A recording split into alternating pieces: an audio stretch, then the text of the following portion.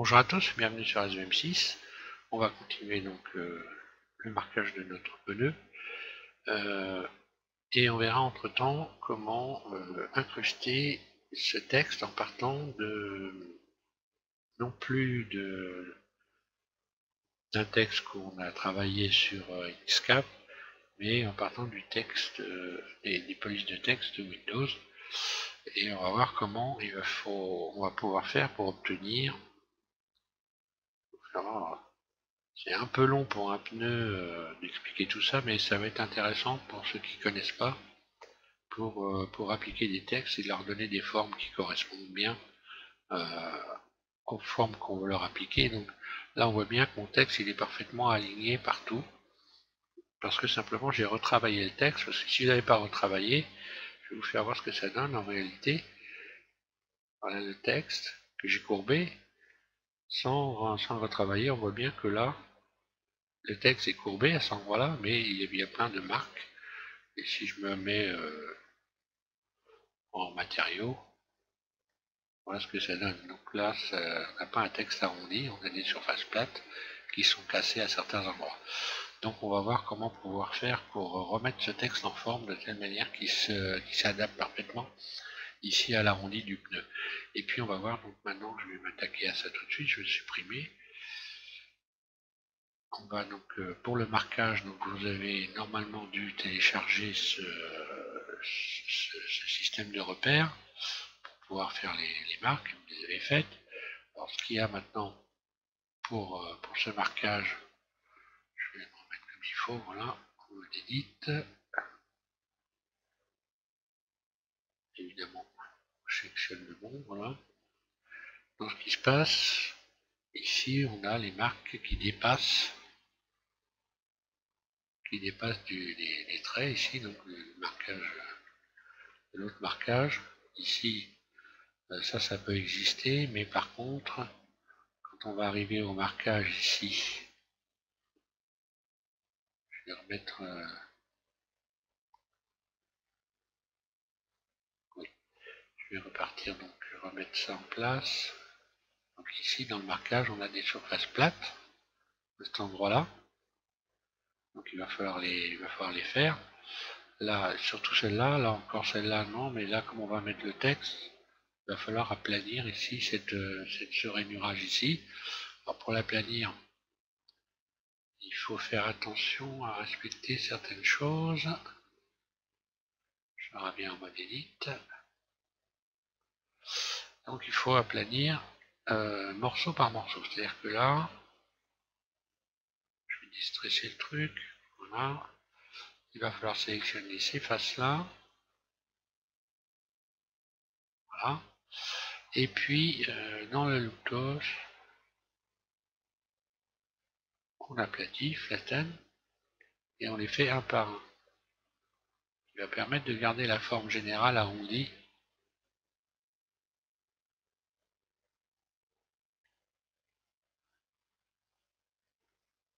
Voilà. Flatten. Je disais, ça permet de garder la forme arrondie qui est ici. Autrement, si j'avais tout sélectionné et fait flatten, j'aurais une ligne plate ici. Et j'aurai une déformation de mon pneu. On va aller voir ça de plus près pour être clair. Matériaux. Voilà. Donc là, on voit que j'ai bien arrêté correctement les lignes. Et puis, il faut faire ça évidemment tout autour. Alors, pas en bas, mais en haut. Donc, à cet endroit-là, on a exactement le même problème. Il faut les arrêter. Donc, à cet endroit-là, il faut les arrêter. Faire ça sur tout le tour du pneu, donc je ne vais pas le faire. Hein. Pas perdre du temps inutilement. Flatten. Voilà.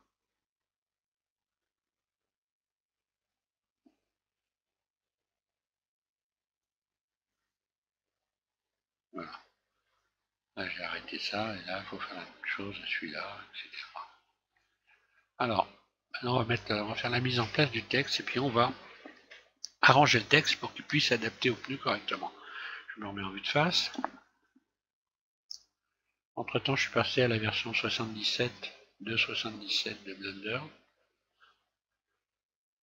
Ce qui m'a obligé à refaire un tas de réglages. D'ailleurs, j'ai agrandi les poignées pour qu'on voit plus clair. J'ai refait un peu mes réglages. Donc là, on va rajouter du texte. Alors, ajouter texte. Donc en faisant bien attention que votre curseur soit au centre. Rotation R, un clic gauche, je lâche. Ici, je tape 90.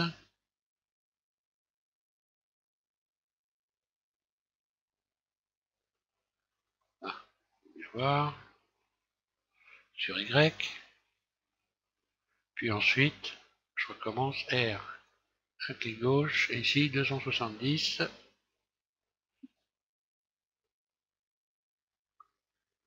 Ici après, je vais donc maintenant taper mon texte.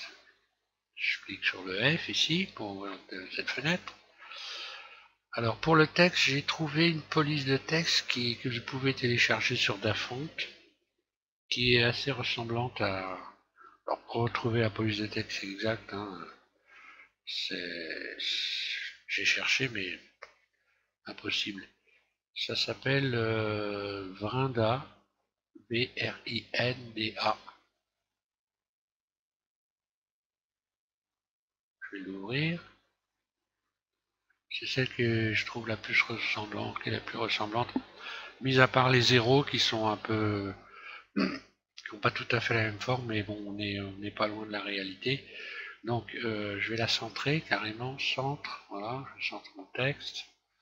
Maintenant, je vais emmener mon texte en mode edit et je vais taper donc 125 espace, un espace. Alors là, ce qui est bien dans cette police, c'est que l'espace correspond à peu près. Les espaces sont assez larges. 125 R 400 et puis je vais également taper 69 S. Voilà.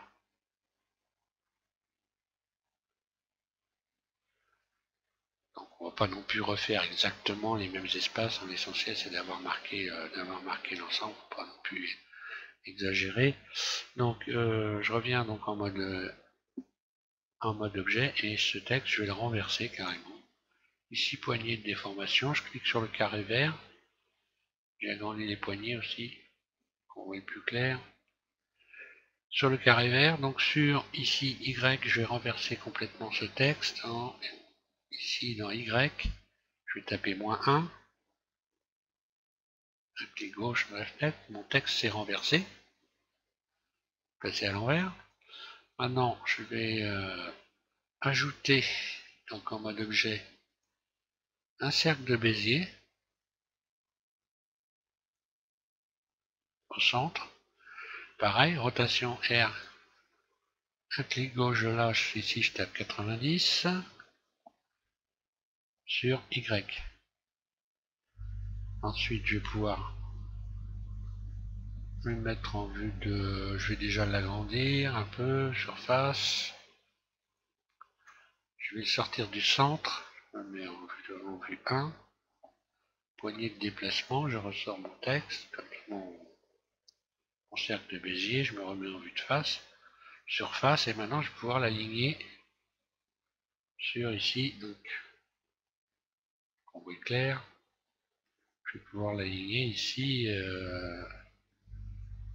au bord.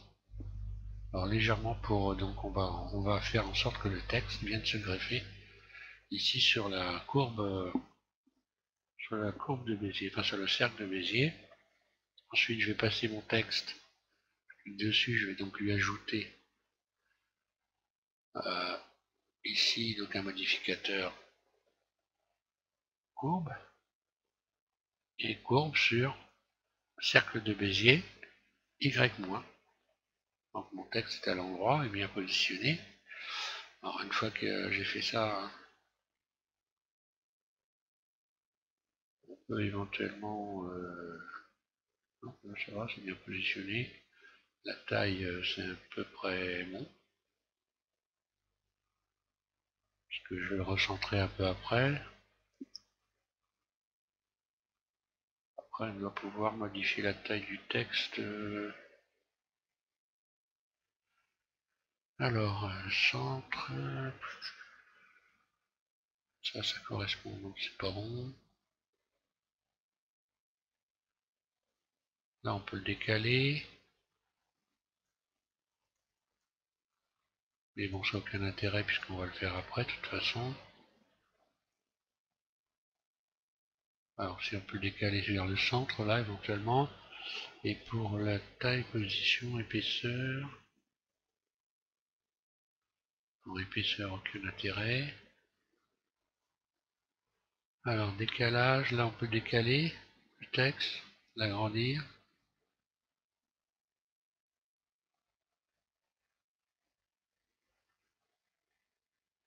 Profondeur, résolution. Donc pour le vidéo, on touche à rien. Taille. C'est là qu'il faut aller modifier la taille éventuellement.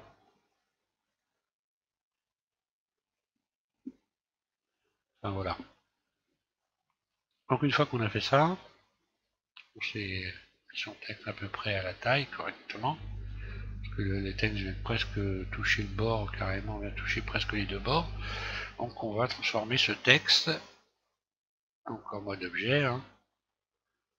Alt C, Mesh, on va transformer ce texte donc en objet. Hein. Ici ensuite on va lui donner une origine, définir origine de la géométrie. Ensuite on va passer au curseur 3D, vous cliquez sur le curseur 3D qui normalement est placé au centre. Donc on va pouvoir faire une rotation de ce texte et le mettre en place au bon endroit. R. Alors ça grosso modo ça devrait correspondre à quelque chose comme ça. Faire en sorte que la barre passe entre ici. Hein. Je le positionne à peu près, je ne vais pas viser sur le pneu, je pourrais viser sur le pneu exact. Hein. Je vais faire H, on va voir ce que ça donne. Je vais cacher mon pneu. Voilà mon texte. Bon là, on voit bien que le mien est plus grand. Hein. Donc j'aurais pu le diminuer un peu, j'ai pas visé juste. Hein. Chacun fait comme il veut. Là j'ai fait à peu près, hein. C'est pas une pas exagéré non plus. Donc Alt H, je vais revenir à mon texte, parce que en fait le principal dans ce tuto, ça va être de pouvoir ajuster parfaitement le texte au pneu. C'est ça qui est intéressant dans ce tuto.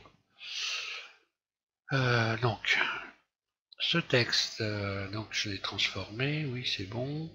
Je vais maintenant le revenir ici barycentre et puis le mettre proximité de mon pneu pour faire un réglage final, le centrer correctement. Voilà.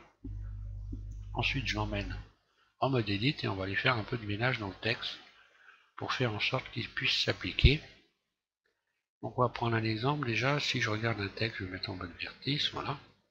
Si je regarde par exemple le 1 ici de ce texte, on voit bien que si je devais le courber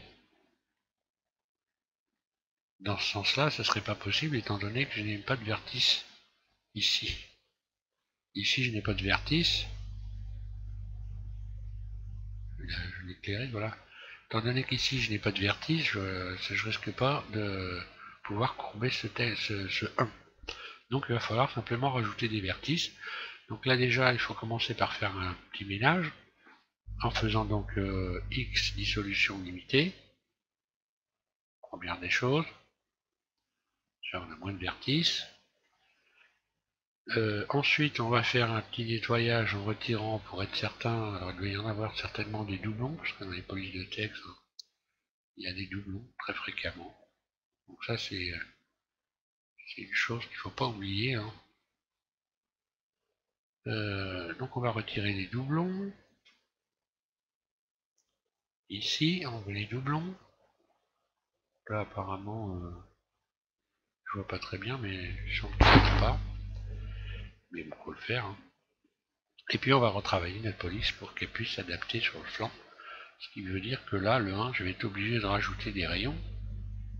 Donc là, je vais faire CTRL R, je rajoute des vertices, je vais en rajouter sur cette arête-là, je vais en rajouter carrément 10. Hein. Une dizaine, oh, peut-être pas 8, ça va suffire. N'exagérons pas. Sur l'autre bord, de l'autre côté, pareil, j'en rajoute 8. Je vais me mettre en mode vertice, on voit bien que j'ai rajouté ici des vertices et qui sont bien positionnés sur la... Alors là, pour le 2, étant donné qu'on en a beaucoup, là ça peut pas se plier, ça peut pas se courber, étant donné qu'on a beaucoup de vertices, on va peut-être pouvoir faire une chose qui va être simple. Après, il faut estimer. Hein. Je vais par exemple sélectionner cet ensemble-là, et puis je vais faire space au lieu d'en rajouter.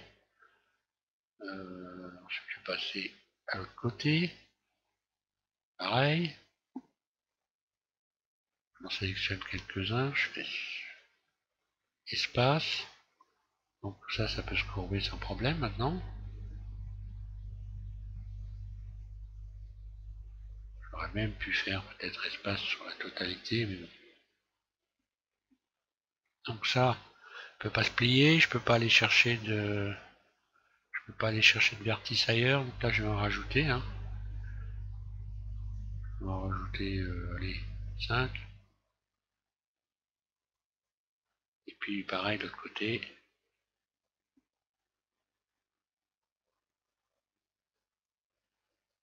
Donc ça peut se plier, ça c'est pareil, pas besoin.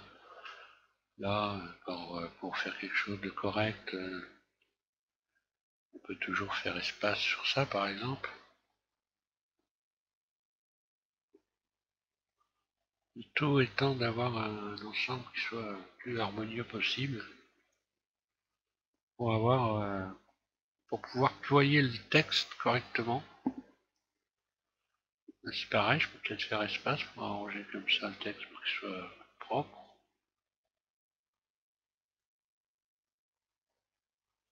Après, il ne faut pas qu'il y ait des faces qui se chevauchent. Hein. Je vais passer au R. Bon, le R, il n'y a rien à faire ici, hein, ça c'est sûr. Maintenant, est-ce que ici, c'est aucune importance. Donc là, je suis obligé de rajouter une dizaine de rayons sur une arête comme ça. Je vais carrément rajouter une dizaine de rayons. Là, je vais en rajouter 5 sur cette arête-là.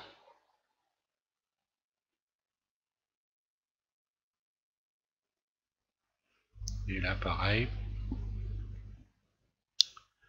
5 ou 6. Ce qui me donne ça. Ça peut plier. Là, je peux arranger pour faire en sorte que ça puisse plier ici sans... Donc là, je vais carrément faire C,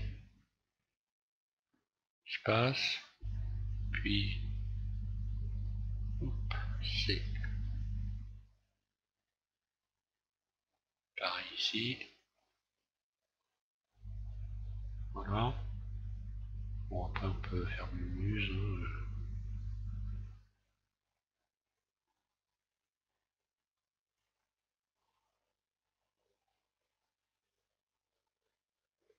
Le tout étant qu'il n'y ait pas de face qui se chevauche.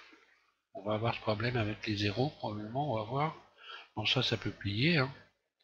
Bon, le 4, on voit bien que ça peut pas plier du tout. Hein. Et en plus, le 4, on va regarder ce qui se passe ici, parce que là, je ne sens pas le... Je vais déplier ça un peu pour voir clair, là. Voilà, on voit qu'il y a des surfaces voilà, qui se chevauchaient. Donc là, ça ne va pas le faire. Il faut rajouter donc forcément ici 2 rayons. Voilà, ici donc je vais ensuite sélectionner et faire glisser double G.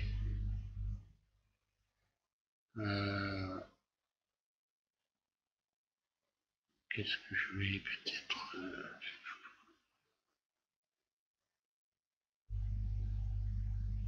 remettre ça en face, repositionner ça correctement.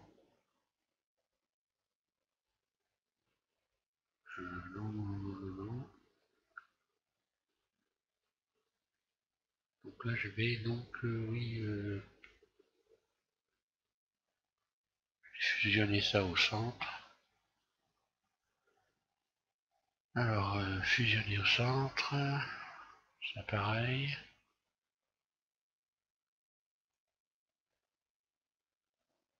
Ce qui fait que maintenant je peux également fusionner au centre.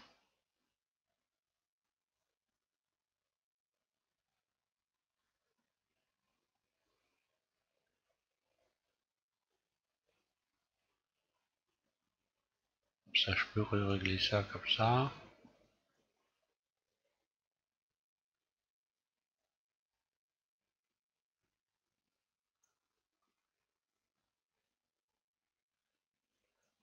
Et dissoudre ces deux vertices X.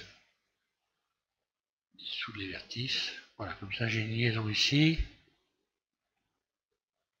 Ce qui fait que je peux rajouter ici une poignée de rayons, 3 ou 4, histoire de pouvoir plier le 4. Je vais pouvoir maintenant donc ici rajouter évidemment des rayons de ce côté-là, sinon ça ne peut pas plier. Je vais en rajouter sur une longueur comme ça au moins 8. De l'autre côté pareil. Là également. On va mettre 8 partout.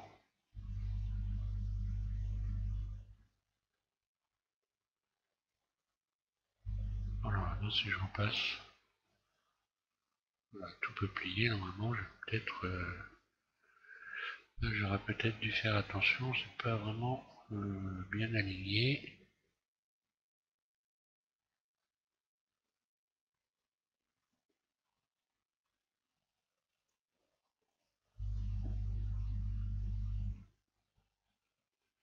Sélection, c'est faire ça comme ça, rotation.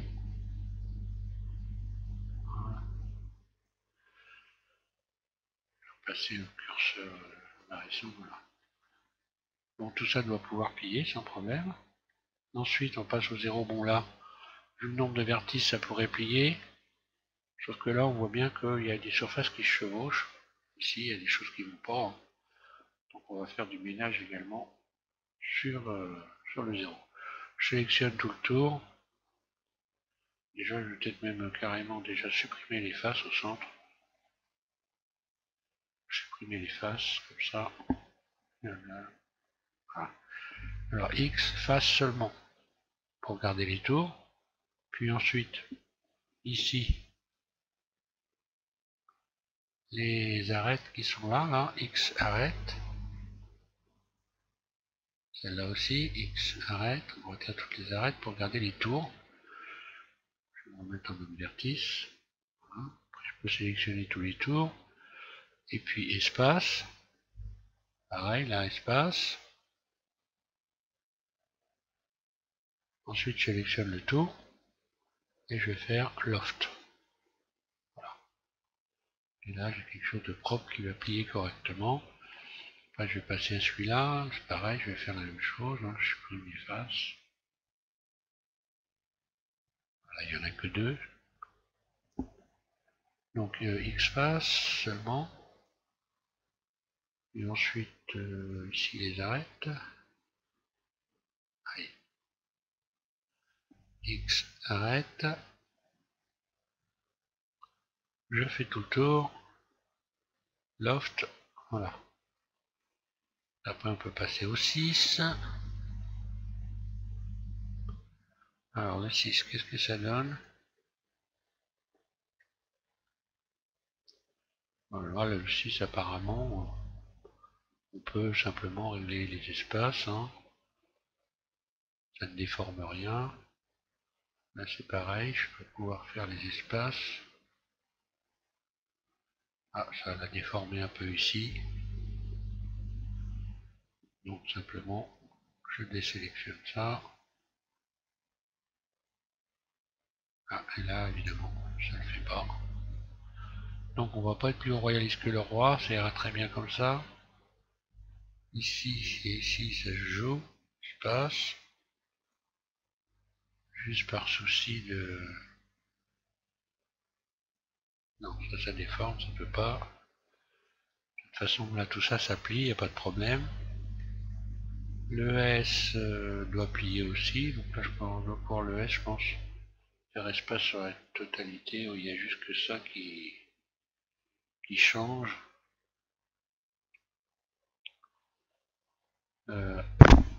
Oups là, désolé pour le bruit, je viens de taper dans mon micro. Par contre, je les sélectionne peut-être. Voilà. Comme ça, j'ai quelque chose de propre. Alors, on a un texte maintenant qui va pouvoir plier partout, sans problème. Ce texte, je vais un peu le déplacer. Voilà, comme ça. Ensuite, je vais prendre le flanc ici. Je vais sélectionner mon pneu et je vais faire dupliquer mon pneu, Shift D. Et on va donc le déplacer, comme ceci. Donc là, pour récupérer un flanc, hein, à partir de là, je vais pouvoir ici aller dans le... Ici, donc dans les modificateurs, et je vais supprimer donc l'effet miroir. L'effet miroir, là, voilà, pour ne garder qu'un flanc comme ça. Et maintenant, je vais pouvoir donc transformer mon texte. Alors déjà, je vais l'emmener en mode edit. Je vais déjà tout sélectionner. Et puis, extension de surface. Là, je vais peut-être quand même le recalculer pour que toutes les faces soient dans le même sens. Ombrage, recalculer. Et puis, donc, extrude. Et je fais passer à travers comme ça. Voilà. Je reviens en mode edit. Bon, apparemment, elle n'a pas recalculé, mais bon, c'est pas grave.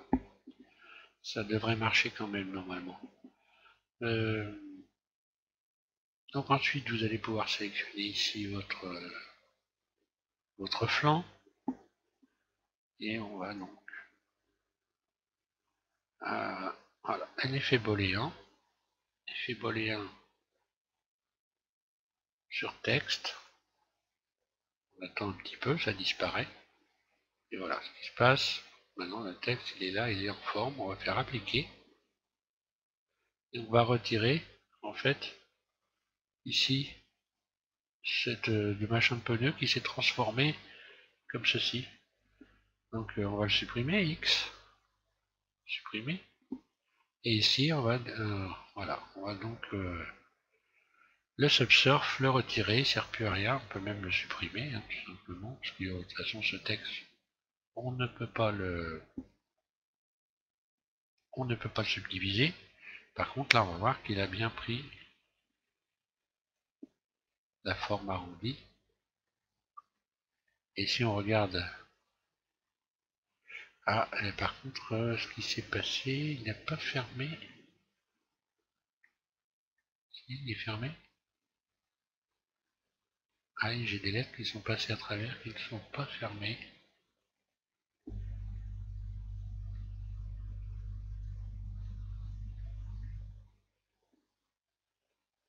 On va voir ça plutôt en matériaux, ce qui s'est passé là. Ça c'est fermé. Et apparemment, elles ne sont pas toutes fermées. Donc je ne sais pas ce qui s'est passé exactement. Maintenant, ça doit être jouable de les fermer indépendamment, je pense. Alors, je sélectionne tout, et tours.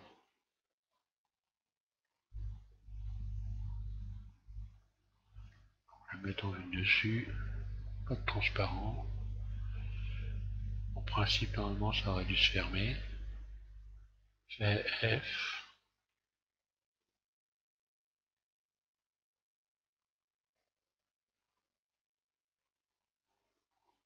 Et là, ça s'est fermé.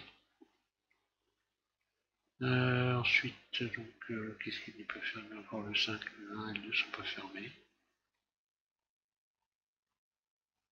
Dessus.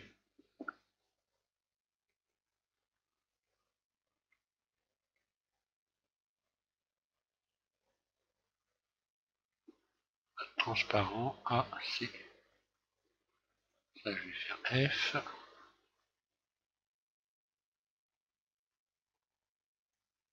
F. Et F. Tout se passe bien. C'est fermé, voilà. Alors, ce qui s'est passé, j'en sais rien. Enfin, peu importe. Si je prends mon texte maintenant, je vais remettre tout à l'endroit. CTRL L. Inverser les ombrages. Pas que ce soit très important, mais quand même. Là, c'est pareil. CTRL L, inverser ombrage. Inverser la direction. Voilà, tout est dans le même sens. Alors, je sais exactement mon texte, et je vais venir le positionner dedans. Et là, vous voyez que il s'est adapté exactement. Il a la bonne forme partout. Et même l'épaisseur. Il fait que maintenant, si je lui donne une texture, alors moi j'ai mis une texture un peu plus claire pour les miens, après vous faites ce que vous voulez. Là, voilà, j'ai assigné cette texture. Revenir ici, voir en matériaux ce que ça donne. Voilà. Vous avez un texte qui est parfait partout.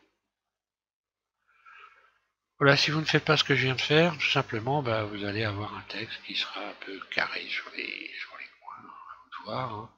Mais bon, c'est toujours intéressant de savoir comment procéder si on veut faire des choses propres. Hein. Faut savoir que les polices de texte, bon, bah, c'est pas des choses qui sont très très régulières. Chaque fois, il faut un peu regarder ce qu'on peut faire pour les arranger, attention aux doublons, etc. Voilà. Et puis donc maintenant, il suffit simplement, hein, pour passer de l'autre côté, donc vous sélectionnez votre... voilà, vous le dupliquez, Shift D. Vous passez de l'autre côté.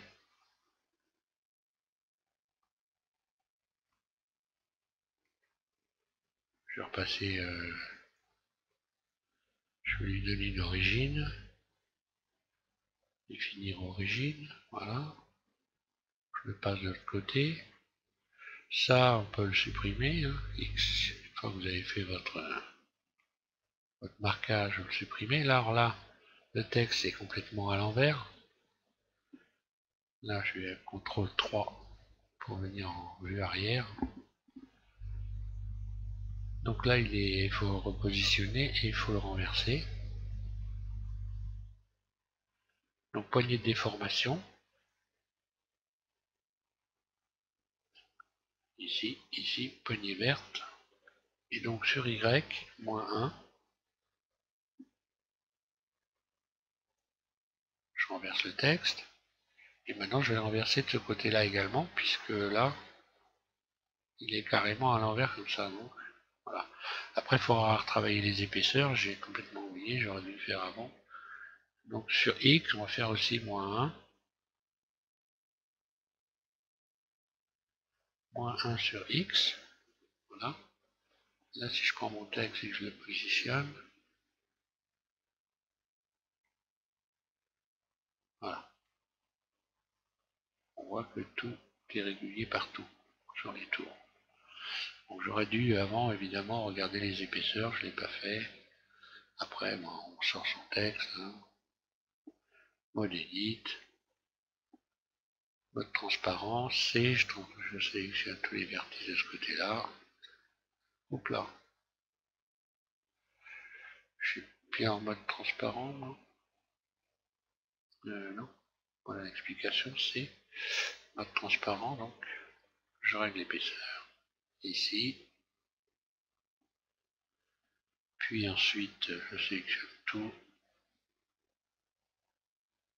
Je vais repositionner mon texte. Alors là, il est encore trop épais, mais bon. Et puis, pareil de l'autre côté, voilà, je vais m'arrêter là. Hein, de faire durer le plaisir pour rien du tout. Voilà, donc pour le pneu, ben, on va s'arrêter là. Pour le pneu, je pense qu'on est déjà quand même sur un pneu qui est quand même acceptable.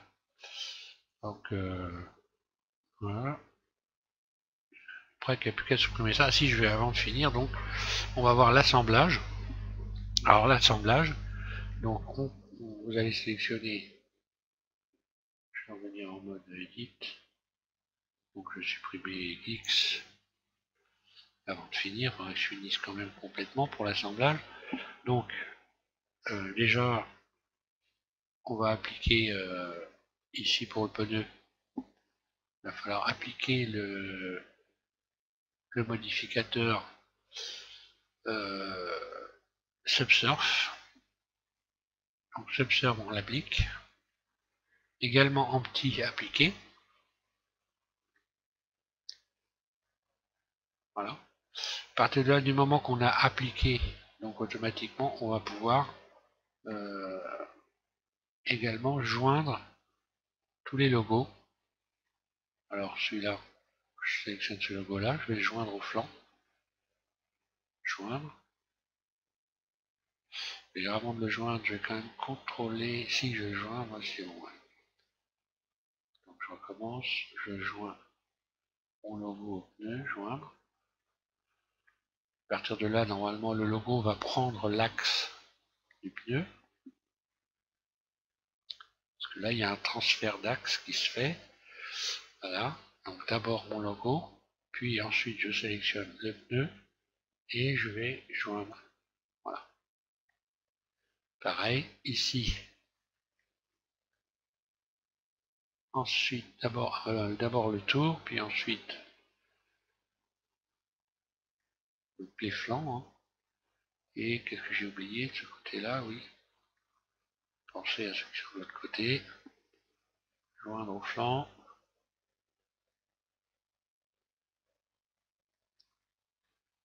Et après, eh bien,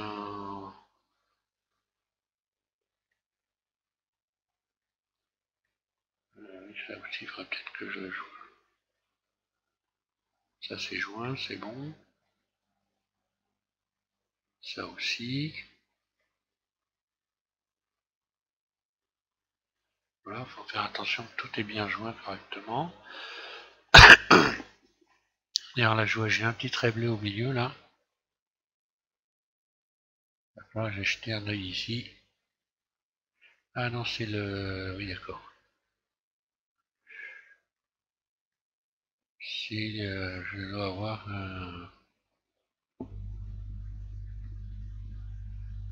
une courbe de Bézier qui doit traîner dans le coin.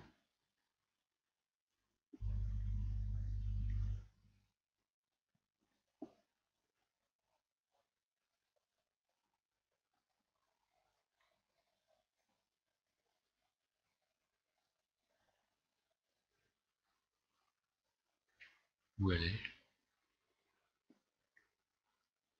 Ah oui, je peux pas la voir, elle est sous le pneu. D'accord.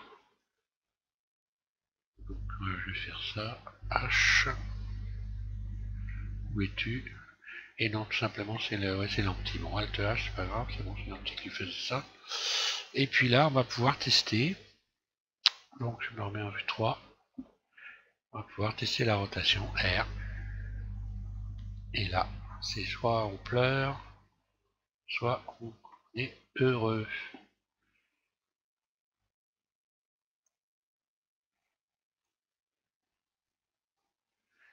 Et donc, voilà, je suis heureux. Donc, je n'ai mis qu'un logo, hein, parce qu'en réalité, il n'y en a qu'un. Après, on peut en mettre deux si on veut. Moi, je trouve que c'est bien. Non, ça suffit. Hein. Ah non, voilà, c'est la caméra qui passe. Voilà, explication du trait bleu. Caméra qui passe à travers. Voilà.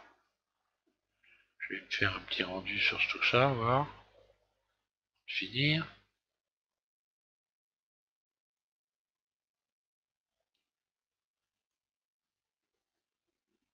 Donc moi ici le texte, le texte ici je l'ai mis un peu plus clair, de manière que dans le rendu, on puisse avoir, d'ailleurs on va pouvoir regarder ça ici, voilà, de manière à ce que dans le rendu on puisse avoir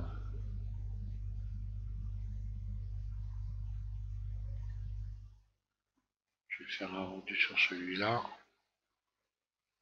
voilà, F12, c'est le même, donc voilà, ce qui permet de faire apparaître ici correctement, on voit le marquage. Alors sur celui-là, non, je ne l'ai pas mis plus clair, désolé, non, erreur. Sur celui-là, je l'ai foncé légèrement. Voilà. Maintenant, vous faites des rendus, vous faites comme ça vous plaît.